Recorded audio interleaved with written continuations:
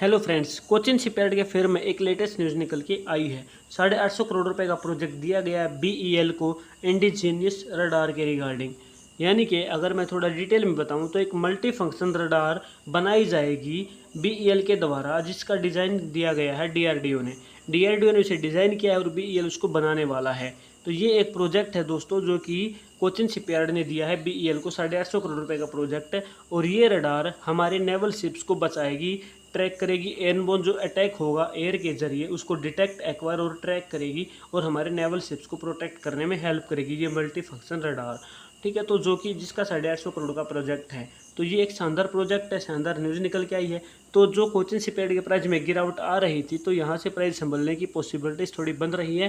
Technical पे चल के देखते हैं कि कहाँ से हमारे जो सपोर्ट है वो बन रहे हैं और आगे चल के कौन से टारगेट हमें मिल सकते हैं। टेक्निकल की बात करें दोस्तों, तो कोचिन शिपयार्ड में 38 से 40% की गिरावट अभी तक हो चुकी है। इस कैंडल का जो लोअर वीक रहेगा, जो कि इलेक्शन डे की है, उसके बाद से यहाँ पे हमें एक डिमांड जोन दिख रहा है। डिमांड जोन के पास अगर प्राइस आ जाता है तो वहाँ पे इंस्टीट्यूशंस बहुत ज़्यादा मात्रा में एक्टिव हो जाते हैं। और डिमांड जोन के बाद प्राइस आने के बाद वापस से वही जहाँ से प्राइस गिरा था वहाँ तक मैक्सिमम जो इंस्टीट्यूशंस है वो प्राइस को वहाँ तक लेके चले जाते हैं।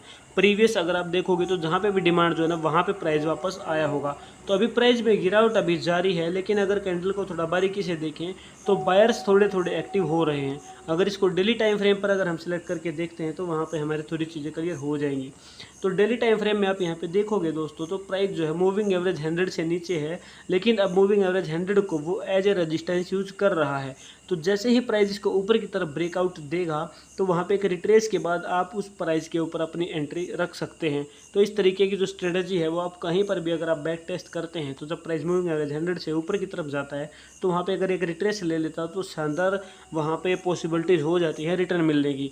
तो इस तरीके से अगर आप पिवट इंडिकेटर यूज़ करते हैं तो आपको यहाँ पर चीज़ें समझ आएंगी कि प्राइस अभी यहाँ पे S1 को अगर नीचे की तरफ क्रॉस कर देता है, सॉरी पिवट लाइन के बाद से प्राइस नीचे आ रहा है और मूविंग एवरेज 100 को नीचे की तरफ क्रॉस कर चुका है, तो अब प्राइस अगर नीचे जाता तो 1601 पे पहला सपोर्ट हमारा यहाँ पे बनेगा और 1315 पे दूसरा सपोर्ट मरने की पॉसिबिलिटीज़ हैं। और वहाँ से मैक्सिमम जो प्राइस की गिरावट है वो 1315 तक की देखने को मिल सकती है, जहाँ पे हमने देखा था कि वीकली टाइम फ्रेम पे स्ट्रॉन्ग हमारा डिमांड जोन बन रहा था। तो आप इसको वीकली टाइम फ्रेम पे ही रखें। अगर आप इसको डेली टाइम फ्रेम पे रखते हैं तो आपको इसको फिर ध्यान में रखना होगा कि कब ये प्राइस मूविंग एवरेज 100 के ऊपर जाके एक अच्छा रिट्रेस लेता है।